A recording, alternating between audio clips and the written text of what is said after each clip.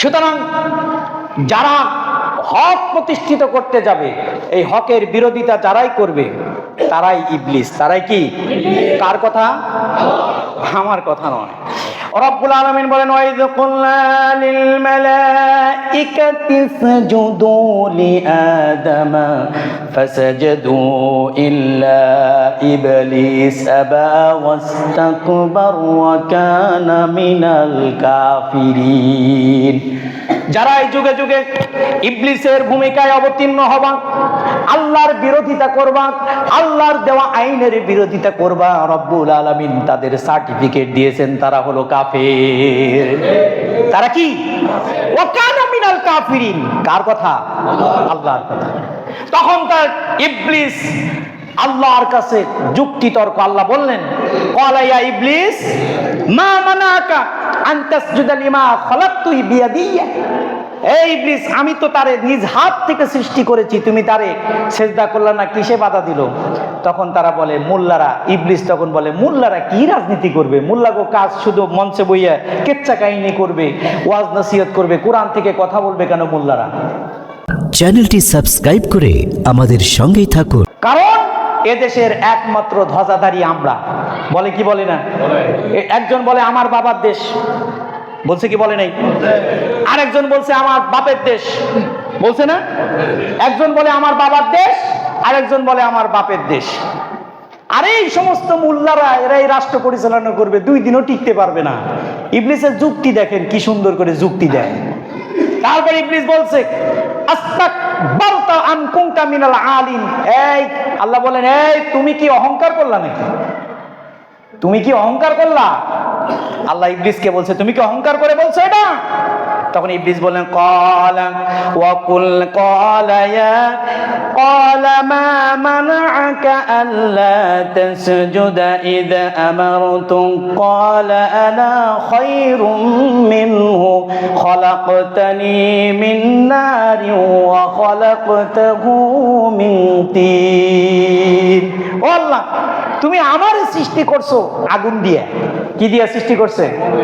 তাহলে ইবলিস রে আল্লাহ সৃষ্টি করছে কি দিয়ে?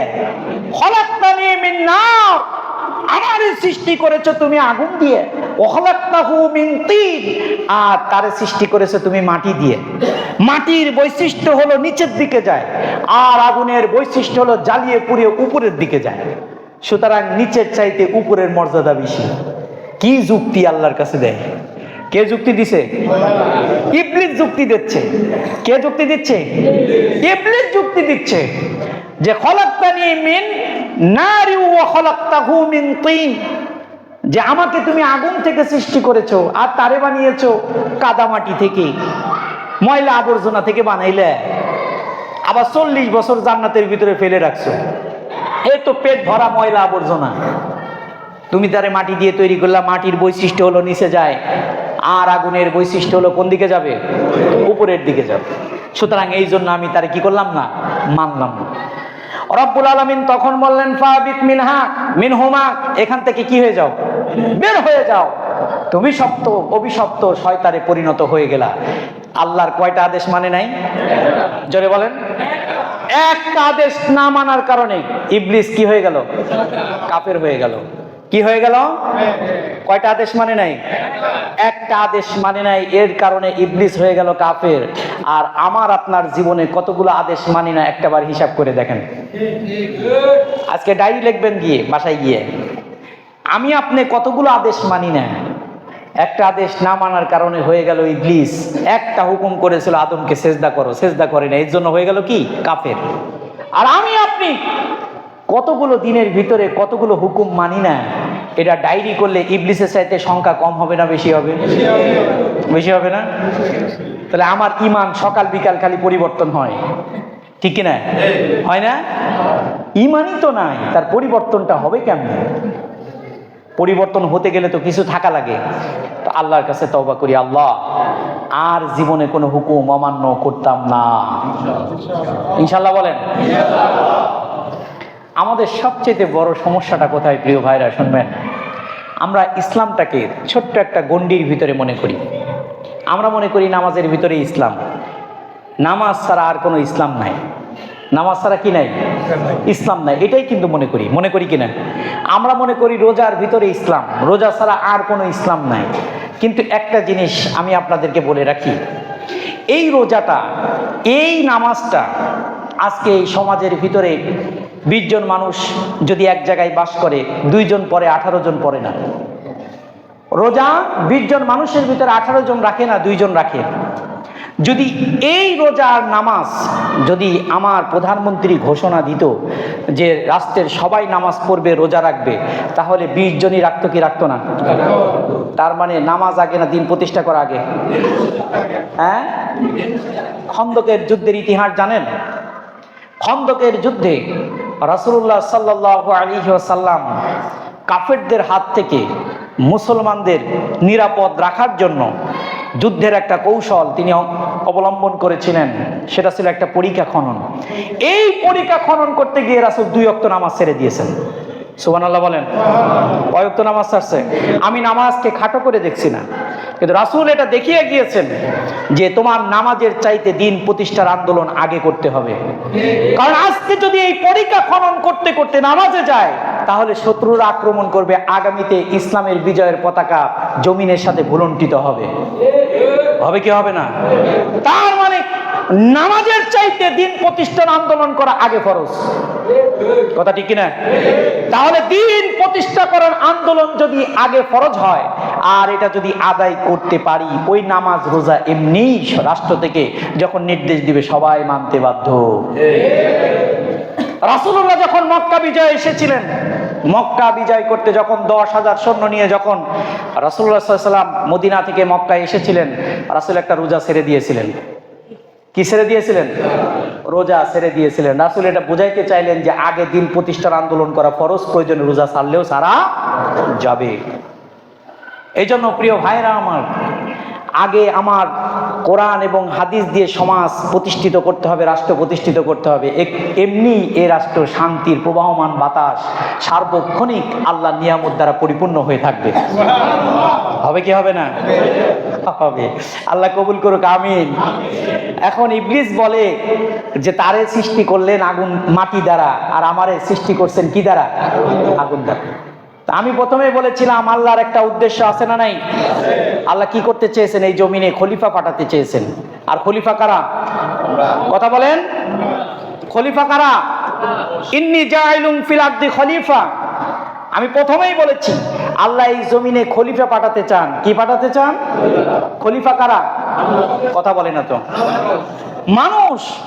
আর এই খলিফার কাজ কি? খলিফার কাজ কি? ন্যায়ের পক্ষে দৌড়াবে না অন্যায়ের পক্ষে দৌড়াবে? কারণ অন্যায়ের পক্ষে যে দৌড়াবে এটা ফেরেশতারাও জানতো। ফেরেশতারা আল্লাহকে বলেছিলেন যে এই জাতি, এরা গিয়ে মারামারি করবে, রক্তপাত করবে, খুনোখুনি করবে, দলাদলি করবে, টেন্ডারবাজি করবে, রাজধানী করবে, চুরি করবে, ছিনতাই করবে, ধর্ষণ করবে, এগুলো জানতেন তারা। তা আমরাই তো আপনার তাসবিহ জপি, আপনার প্রশংসা আদায় করি, জিকির করি, সুতরাং এই জাতি জমিনে পাঠানোর কি দরকার? তখন আল্লাহ কি বলেছিলেন? যে আমি যা জানি তোমরা তা জানো না। তার মানে এই জাতিকে শুধু জমিনে তসবিহ টিপার জন্য পাঠান নাই, এই জমিন শাসন করার জন্য আল্লাহ পাঠিয়েছেন। এই জমিন এই গোলামরা শাসন করবে, আর শাসন করবে একমাত্র কার হুকুমে? কার হুকুমে? জমিন ছেড়ে দেওয়া যাবে না। জমিন কি করা যাবে না? শয়তানের কাছে জমিন ছেড়ে দেওয়া যাবে না। একমাত্র এই জমিনে আল্লাহর হুকুমত প্রতিষ্ঠা করার আন্দোলনে শরীক হতে পারলে কবুল করুক সবাই বলি আমিন। এরপর আল্লাহ রাব্বুল আলামিন বলেন আদম, وَقُلْنَا يَا آدَمُ اسْكُنْ أَنْتَ وَزَوْجُكَ الْجَنَّةَ وَكُلَا مِنْهَا رَغَدًا حَيْثُ شِئْتُمَا وَلَا تَقْرَبَا هَٰذِهِ الشَّجَرَةَ فَتَكُونَا مِنَ الظَّالِمِينَ। আদম আলাইহিস সালামকে বলেন আদম। এরপর আদম আলাইহিস সালামের মেরুদণ্ডের হাড় থেকে, কোথাকার হাড়? মেরুদণ্ডের হাড়। মেরুদণ্ডের হাড়, এই হাড়টা সোজা না বাঁকা? জোরে বলেন। কথা বলে না, এটা জোরে বলেন, ঘুমাই গেলেন নাকি? মেরুদণ্ডের হাড়টা সোজা না বাঁকা? এই মেরুদণ্ডের হাড়, এটা দিয়ে আল্লাহ আদম আলাইহিস সালামের এই পাজরের বাম পাশের পাজরের মেরুদণ্ডের হাড় দিয়ে তিনি হাওয়া আলাইহিস সালামকে বানিয়ে দিলেন। সুবহানাল্লাহ। কারণ একা একা তো ভালো লাগে না, সঙ্গীত দরকার আছে না নাই? আছে না? তাহলে মহিলাদেরকে বানানো হয়েছে কোন হাত দ্বারা? মেরুদণ্ডের বাম পাশের বাঁকা হাত। রাসূলুল্লাহ বলেছেন ছেড়ো না এটাকে, সোজা করতে যেও না, যদি করতে যাও সোজা সোজা মট করে যাবে ভেঙে।